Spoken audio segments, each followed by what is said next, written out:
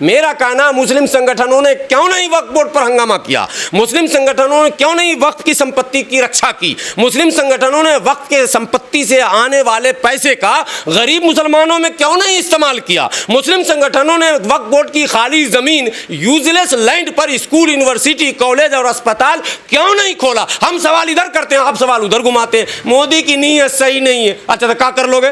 प्रधानमंत्री है ना भाई, क्या कर लोगे? सब पे बुलडोजर चला दिया योगी ने, क्या कर लिया तुमने? सवाल तक तो उठा नहीं पा रहे हो कि वो फर्जी बुलडोजर, नकली बुलडोजर, भेदभावपूर्ण बुलडोजर, असंवैधानिक बुलडोजर चल रहा है। तुम्हारे माँ ने दूध नहीं पिलाया, तुम बोल नहीं पा रहे हो, और तुम चले माने मुख्यमंत्री से तो निमटे नहीं, अब चले प्रधानमंत्री से लड़ने के लिए। बिल्कुल बेकार की बातें। सबसे पहले आत्मचिंतन, आत्ममूल्यांकन की आवश्यकता है हमें। वक्फ बोर्ड एक ऐसा बोर्ड है जो आज तक कभी आय व्यय का ब्यौरा किसी को दिया ही नहीं। मैं चैलेंज कर रहा हूं आपके कैमरे पर, पूरे भारत में किसी मुसलमान को पकड़ के ये माइक लगाना, बोलना वक्फ बोर्ड ने एक साल में कितना कमाया बता दो। बड़े से बड़े दिग्गज लीडर जो अपने आप को कहते हैं मैं मुसलमानों का बड़ा नेता हूं, उनसे भी पूछ लेना, अगर बता दें तो मैं गुलामी करूंगा। किसी को कुछ नहीं पता, वक्फ बोर्ड के चेयरमैन को भी पता नहीं। बस एक ही चीज़ पता है, कौन सा टॉप 3 साइड 2 साइड प्लॉट है वक्फ बोर्ड का, उसको कैसे घोटाला करके दाएं बाएं किया जाए, बनिया को बेचा जाए, ब्राह्मण को बेचा जाए, सरकार के मंत्री और सांसद को बेचा जाए, ताकि बड़ी रकम लेकर अपना उल्लू सीधा किया जाए। और आपको यकीन नहीं होगा, वक्फ बोर्ड के अब तक जितने भी चेयरमैन भारत में हुए हैं अलग अलग राज्यों में, आप उनकी संपत्ति का अगर ब्यौरा निकाल लोगे तो किसी का 100 गुना, किसी का 50 गुना संपत्ति बढ़ गया। कहाँ आसमान से टपका है? गुलाम सरवर भी तो रोड पे है, आप भी तो हो। हम लोग को क्यों नहीं पैसे आ रहे हैं भाई? हम लोग को तो बीड़ी सिगरेट चाय के पैसे नहीं मिलते। हम तो मोटरसाइकिल में तेल डलाने के लिए हम लोग सोचते हैं कि आज 100 रुपये का डलवाया, चलेगा कि नहीं चलेगा। और आपके पास छू मंतर मशीन अलाउद्दीन का चिराग आ गया कि कल तो आप पैदल चल रहे थे और आज अचानक जो है 200 करोड़, बाप रे बाप, गिनने में लगेगा कई दिन, हमको बोलने में तो बोल देते हैं 2 मिनट में, 200 करोड़। अभी दिल्ली के चेयरमैन जो है अमानतुल्लाह खान साहब, हमारे भाई, ज़रा इनकी संपत्ति जांचिए कितना बढ़ गया। तो सवाल न पूछें यार, मुसलमान हो, सच बोलने से डरोगे, सवाल न पूछोगे। अपने लोगों को बचाने में हम झूठ पर झूठ, झूठ पर झूठ बोलते चले जाएं, और सरकार अगर कुछ लाए विधेयक तो हम विरोध करने लगें। इसलिए मैं चाहता हूं कि सरकार प्रस्ताव लाए, लेकिन सरकार के प्रस्ताव लाने से पहले मुस्लिम संगठनों को चाहिए था कि मसौदा खुद दे देता, लेकिन मसौदा हमने दिया ही नहीं। चिंतन नहीं हमारे पास, हम कभी अपने समाज के बारे में सोचते नहीं। अगर हम सोचते कि गुलाम सरवर यार वक्फ बोर्ड में बड़ी लूट हो रही, किसी ने बेचारे ने, हमारे बाप दादा परदादा, कोई हमारे पूर्वजों ने दान दिया था ये सोचकर के गरीब मुसलमान बच्चे, यतीम, बेवा, उसका कुछ भला हो जाएगा। आपने किसी को आज तक किसी का भला नहीं किया, लूट हो रहा। यार एक प्लान बनाया जाए, कोई एक्शन प्लान, रोड मैप कुछ है ये नहीं है संगठन के पास। ITO पे जमीयतुल उलमा हिंद का ऑफिस देखा आपने? वक्फ बोर्ड का है। तो आप तो वक्फ बोर्ड के 3 साइड 2 साइड लूट रहे हैं, ठीक है, अरबों खरबों की संपत्ति होगी वो जो लोकेशन है, और गरीब को तो कुछ मिला नहीं। अब जब विधेयक आ रहा था आप उछल रहे हैं, मतलब आगे भी लूटने की मंशा आपकी है। एक मेरे साथ जो घटना घटी मैं उसको भी शेयर कर दूं। प्रतापगढ़ ज़िला उत्तर प्रदेश में है, वहाँ एक मस्जिद है। उस मस्जिद का डिस्प्यूट आया मेरे पास कि भैया ऐसे ऐसे जो है डिस्प्यूट है मस्जिद में, और मुतवल्ली जो है जिसको होना चाहिए, यानी डॉक्यूमेंटल जो जिसको होना चाहिए वो मुतवल्ली ना होकर कोई दूसरा उस पर कब्जा किए हुए है।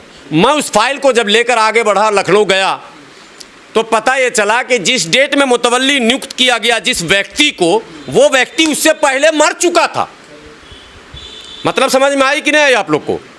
यानी आज 5 अगस्त है, आज जिसको हम मुतवल्ली नियुक्त कर रहे हैं वो ऑलरेडी 2-4 महीना पहले मर चुका। कितना बड़ा करप्शन है कि मरा हुआ आदमी भी मुतवल्ली, और जो वाकई उसका हकदार है, डॉक्यूमेंट जिसके पक्ष में है, वो सड़क पर घूम रहा। ये तो लूट और खसोट हो रहा वक्फ बोर्ड में। और जब सारा प्रक्रिया कोर्ट का पूरा कर लिया, फाइल चेयरमैन के पास आ गया, तो हमें ये खबर दी गई कि 1.5 लाख रुपया चेयरमैन साहब को चढ़ावा चढ़ाइएगा, आपके फेवर में कर देंगे। आप सोचिए कि गुलाम सरवर जैसे चेहरे को तो वहाँ दौड़ा दिया, 1.5 लाख मांग लिया, बाकियों का क्या हाल होता होगा। पर आरोप ये है ना कि सरकार की संपत्ति पे नजर है, जो वक्फ बोर्ड की संपत्ति। लगाते रहिए आरोप। जब हमने गलत कर दिया, हमने अपने बेटे को सही नहीं पाला, वो चोर डकैत बन गया, तो अब तो भुगतेंगे ना हम। नज़र हमेशा उल्टा आरोप, सरकार की नज़र सही नहीं है। तुम्हारी जब तुम्हारा किरदार सही नहीं है, तुम्हारा कैरेक्टर सही नहीं है, तुम्हारा जो काम सही नहीं है, जब हम खुद ईमानदार नहीं है तो सबके सोच पर और सबके नीयत पर हम सवाल उठा क्या फ़ायदा। हमें पता है योगी जी मुसलमानों के लिए अच्छा नहीं सोच सकते, हमें पता है मोदी जी अच्छा नहीं सोच सकते, मतलब क्या? अबे हम तो अच्छा सोच सकते थे अपने बच्चों के लिए, जब हमने नहीं सोचा तो हम दूसरों को क्यों बोलें। इसलिए मैं बिल्कुल अलग ढंग से बात रखता हूं। मेरा कहना, मुस्लिम संगठनों ने क्यों नहीं वक्फ बोर्ड पर हंगामा किया, मुस्लिम संगठनों ने क्यों नहीं वक्फ की संपत्ति की रक्षा की, मुस्लिम संगठनों ने वक्फ के संपत्ति से आने वाले पैसे का गरीब मुसलमानों में क्यों नहीं इस्तेमाल किया, मुस्लिम संगठनों ने वक्फ बोर्ड की खाली जमीन, यूजलेस लैंड पर स्कूल, यूनिवर्सिटी, कॉलेज और अस्पताल क्यों नहीं खोला। हम सवाल इधर करते हैं, आप सवाल उधर घुमाते हैं। मोदी की नीयत सही नहीं है। अच्छा तो क्या कर लोगे? प्रधानमंत्री है ना भाई, क्या कर लोगे? सब पे बुलडोजर चला दिया योगी ने, क्या कर लिया तुमने? सवाल तक तो उठा नहीं पा रहे हो कि वो फर्जी बुलडोजर, नकली बुलडोजर, भेदभावपूर्ण बुलडोजर, असंवैधानिक बुलडोजर चल रहा है। तुम्हारे माँ ने दूध नहीं पिलाया, तुम बोल नहीं पा रहे हो, और तुम चले माने मुख्यमंत्री से तो निपटे नहीं, अब चले प्रधानमंत्री से लड़ने के लिए। बिल्कुल बेकार की बातें।